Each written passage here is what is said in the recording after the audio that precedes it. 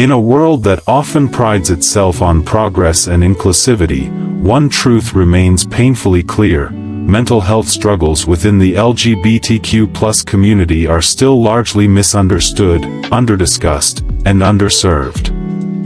Behind the rainbow flags and pride parades lies a more complex reality, one filled with silent battles, societal rejection, internalized shame, and an ongoing fight to simply exist without fear. Today, we're peeling back the curtain on these unspoken truths to explore a deeply human issue, because mental health matters, and no community should be left behind. Mental health challenges do not discriminate, but when layered with homophobia, transphobia, and systemic inequality, the weight becomes heavier for LGBTQ+ individuals. From growing up in unaccepting environments to navigating relationships, employment, and even healthcare systems that may not understand or respect their identities, queer people often face unique stressors that the general population simply doesn't. These experiences can lead to elevated rates of anxiety, depression, substance use, self-harm, and even suicide, especially among LGBTQ+ youth and trans individuals. And yet, despite these alarming statistics, support remains inconsistent. Many queer individuals are met with therapists who lack cultural competency, family members who dismiss their identities, or communities that shame rather than support. This erasure, intentional or not, feeds into the cycle of silence. And silence, as we know, can be deadly. But this video is not about despair, it's about awareness, action, and allyship. We're here to spark conversations that matter, break down stigma, and shed light on both the challenges and the triumphs. You'll hear real stories, expert insights, and powerful truths that challenge assumptions and call for change. Whether you identify as LGBTQ+ yourself, are an ally wanting to do more, or someone just trying to understand, this space is for you. So, take a breath, stay open, and lean in. This isn't just about statistics or diagnoses, it's about people. Real people. With names, histories, hopes, and futures worth fighting for. Let's get into it, because visibility isn't enough. What we truly need is validation, compassion, and care. Mental health is a universal concern, yet for LGBTQ+ individuals, it's a crisis that often goes unseen, unheard, and untreated. While anyone can face anxiety or depression, research consistently shows that LGBTQ+ people, especially youth and transgender individuals, are far more vulnerable to severe mental health challenges. The reasons aren't biological, they're societal. It's the world around them that inflicts the deepest wounds. From a young age, many LGBTQ+ individuals learn to hide who they are out of fear. Fear of being bullied at school. Fear of rejection from family. Fear of violence in public spaces. Fear of being denied jobs, housing, or even basic respect. This chronic stress isn't just emotionally exhausting, it chips away at a person's mental well-being over time. It's called minority stress, and it builds layer by layer, day after day. It doesn't require a single traumatic event, though many experience those too. Instead, it's the slow, constant drip of invalidation, microaggressions, erasure, and social isolation. Let's talk numbers. LGBTQ+ youth are more than 4 times as likely to attempt suicide compared to their heterosexual and cisgender peers. Over 60% of LGBTQ+ youth report symptoms of major depressive disorder, and nearly 3/4 experience generalized anxiety. Among trans individuals, the statistics are even more devastating. In some studies, Nearly half of transgender people have attempted suicide at least once in their lives. That is not a failure of individuals, that is a failure of society. And the dangers don't stop at emotional pain. Many LGBTQ+ individuals turn to self-harm or substance abuse as a form of coping. Others develop post-traumatic stress disorder, PTSD, due to repeated exposure to harassment, family rejection, conversion therapy, or sexual violence. For some, accessing healthcare becomes an additional burden. Not only because of financial or logistical issues, but because of fear. Fear of being misgendered, misunderstood, or mistreated by doctors and therapists who lack cultural competence or basic respect. The stigma doesn't just exist in the streets, it can be embedded in families, classrooms, churches, and even medical offices. These environments, which should be safe and supportive, often amplify harm. When LGBTQ+ individuals are forced to suppress their identity or are punished for expressing it, it creates deep psychological wounds that can last for decades. But it doesn't have to be this way. We must begin to understand that mental health disparities in the LGBTQ+ community are not caused by queerness itself, they are the result of a hostile environment that punishes difference. Acceptance saves lives. Representation matters. Allyship can be the difference between despair and hope. When LGBTQ+ individuals are supported, affirmed, and protected, their mental health outcomes improve dramatically. Imagine walking into a room and instantly feeling tension, not because anyone said anything out loud, but because you know you're being judged. Maybe it's the way you dress, the person you love, or the identity you carry. That tightness in your chest. That's not just anxiety. That's something deeper. It's called minority stress, a chronic form of psychological pressure experienced by individuals who belong to marginalized communities, particularly LGBTQ+ folks. And it doesn't just live in the mind, it settles into the body, the spirit, the everyday life. Minority stress isn't about one-off instances of hate or discrimination. It's about accumulation. It builds up from daily microaggressions, those seemingly small, but constant jabs. You don't look gay. Are you sure this isn't a phase? Or the disapproving glance when you hold your partner's hand in public. These moments may not seem catastrophic on the surface, but over time, they chip away at a person's sense of safety, confidence, and even self-worth. Then there's internalized stigma, when the world tells you long enough that you're wrong, broken, or unworthy, sometimes you start to believe it yourself. Internalized homophobia or transphobia doesn't just affect how someone views their identity, it impacts how they form relationships, pursue opportunities, and take care of themselves. It's not just emotional, it's neurological.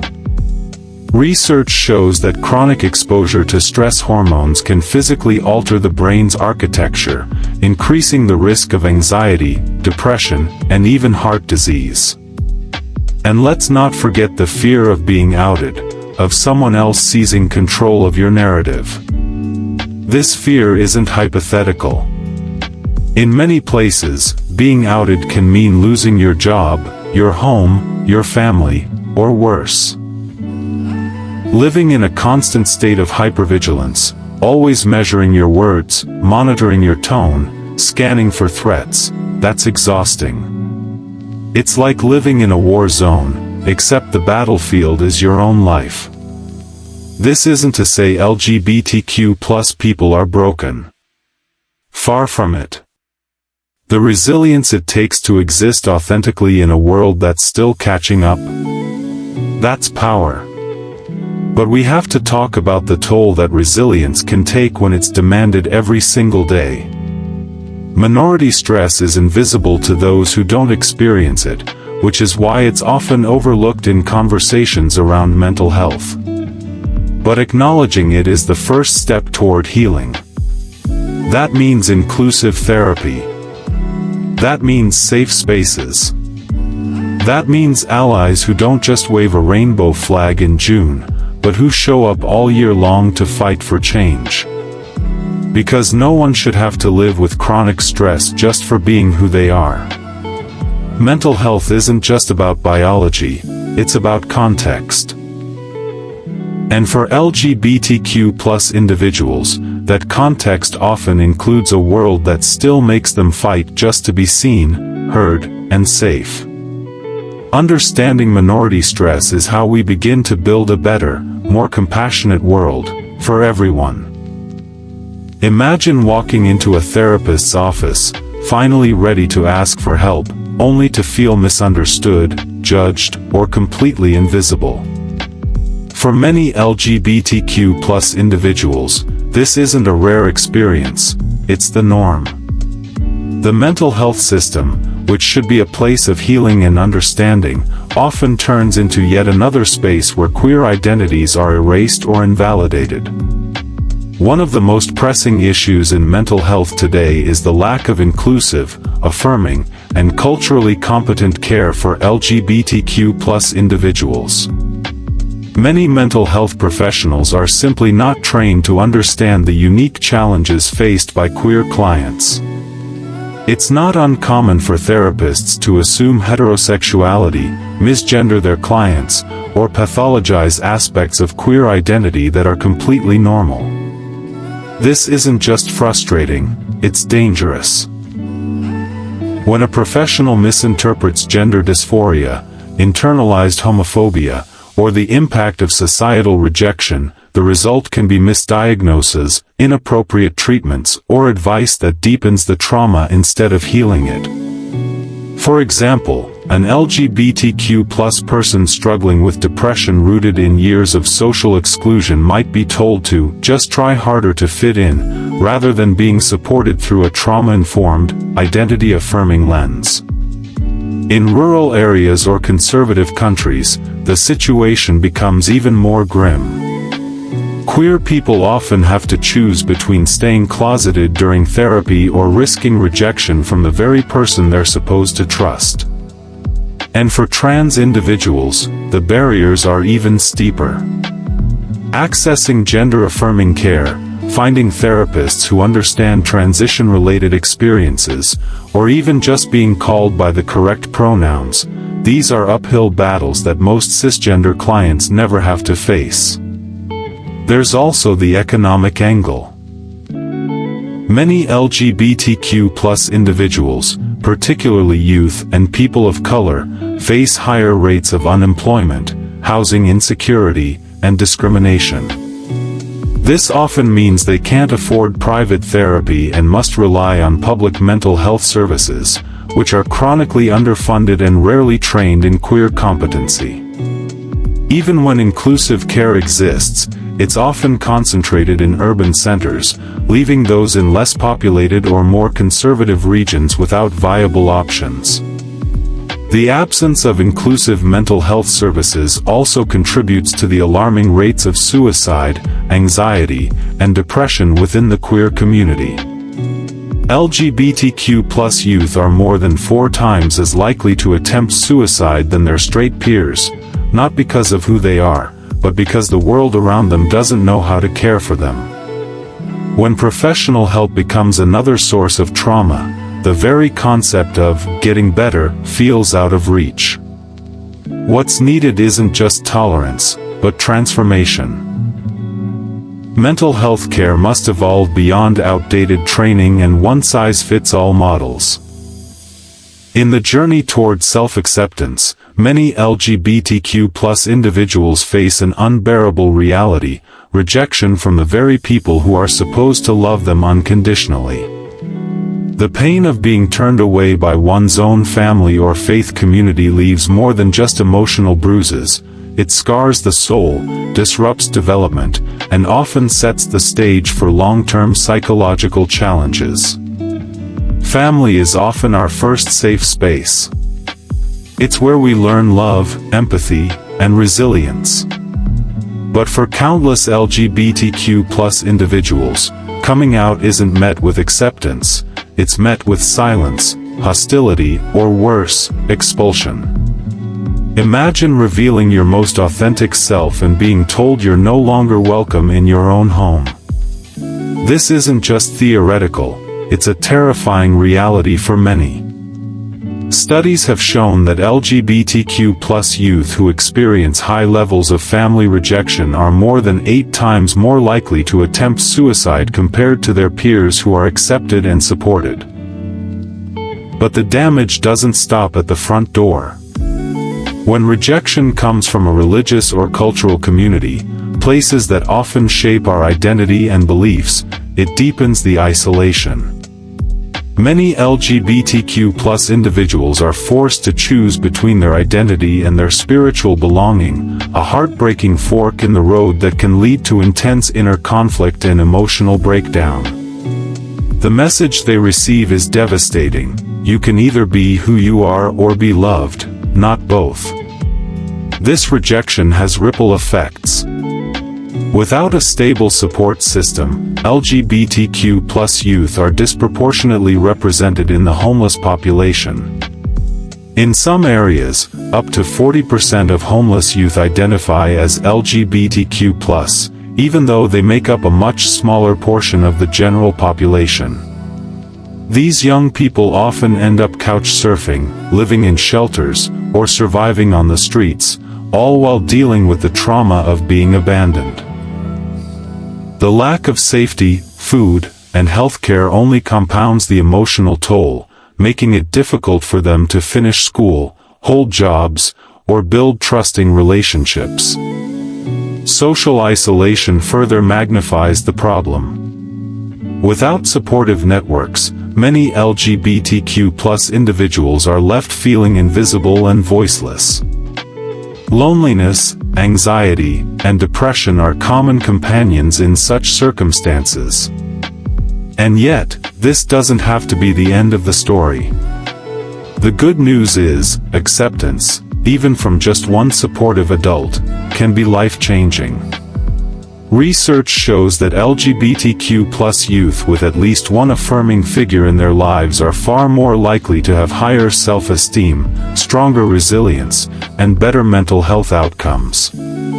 Supportive families, friends, teachers, or community leaders can be lifelines, creating spaces where LGBTQ+ individuals don't just survive, they thrive. The truth is, love and affirmation are protective factors. They are shields against despair, and bridges to self-worth. The challenge for society isn't in fixing LGBTQ+ people, it's in fixing the systems and mindsets that reject them. Imagine walking through life constantly feeling like you don't quite belong, like your identity, your truth, is either misunderstood or completely invisible. For many in the LGBTQ+ community, this isn't just a passing feeling, it's a reality that can deeply impact mental health and well-being.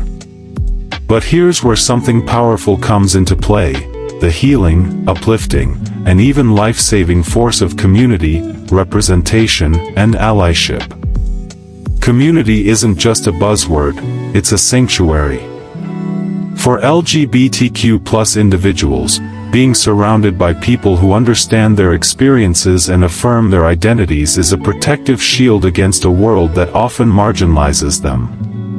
Whether it's an online support group, a local queer youth center, or just a circle of chosen family, these spaces offer more than comfort, they provide safety, solidarity, and strength. Studies have shown that LGBTQ+ people who feel connected to a community are less likely to experience depression, anxiety, and suicidal thoughts. These networks become lifelines, creating room for authenticity without fear. And then there's the power of seeing yourself, your story, your identity, reflected in the world around you. Positive representation in media, literature, and pop culture can be transformative.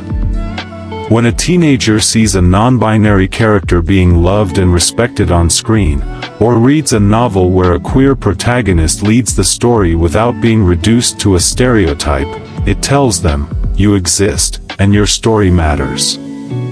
Representation normalizes what has long been othered. It breaks down isolation and replaces it with validation. It doesn't just reflect society, it reshapes it, one character, one headline, one campaign at a time. But none of this stands strong without allies, the parents, teachers, friends, co-workers, and even strangers who stand up and speak out. True allyship isn't passive support, it's active protection. It looks like correcting homophobic jokes in conversation, challenging discriminatory policies in the workplace, and voting for laws that ensure equal rights. When allies step up, they help reduce stigma and create safer spaces where LGBTQ+ people can live openly and thrive. Their actions send a message, you're not alone, and we've got your back. Even institutions, often seen as rigid or slow to evolve, can become powerful protectors when they prioritize inclusivity. Schools that implement gender-neutral bathrooms and LGBTQ+ inclusive curricula see reduced bullying and better mental health outcomes. Workplaces that champion diversity, offer support groups, and enforce non-discrimination policies help LGBTQ+ employees feel secure and valued. These are more than policy shifts, they're lifelines, affirming that identity should never be a barrier to opportunity or dignity. In a world where prejudice and misunderstanding still exist, community, representation, and allyship act like emotional armor. They don't just protect, they empower. As we come to the end of this conversation, let's take a moment to reflect, not just on the facts we've shared, but on the real, living human experiences behind them. Mental health in the LGBTQ+ community isn't just a niche topic, it's a vital, urgent matter that intersects with every area of life, from schools and workplaces to policy and pop culture. These are not isolated issues. They are the result of deeply rooted societal attitudes that need to be unlearned, challenged, and ultimately replaced with empathy. If there's one thing we hope you take away from this video, it's this: being seen is not the same as being safe. Representation is a start, but it's not the finish line. True progress comes when queer individuals feel supported in their schools, celebrated in their homes, protected by their governments, and affirmed by their mental health professionals. It comes when the burden of educating others no longer falls solely on those already carrying the weight of their trauma. But progress doesn't happen overnight. It begins with uncomfortable conversations, with listening instead of speaking, and with action instead of empty gestures. Whether you're someone navigating your own mental health journey, or an ally wondering how to do more, start by showing up. Show up for your friends, your family, your colleagues, your community. Educate yourself. Speak out against injustice, even when it's hard. And most importantly, hold space for others, without judgment, without conditions, and with unconditional love. And to our LGBTQ+ viewers watching this right now, you are not alone. Your identity is not a disorder. Your feelings are not a weakness. Your existence is not up for debate. You are valid, you are worthy, and your mental health matters. Always. No matter what the world says. Let's keep talking. Let's keep fighting.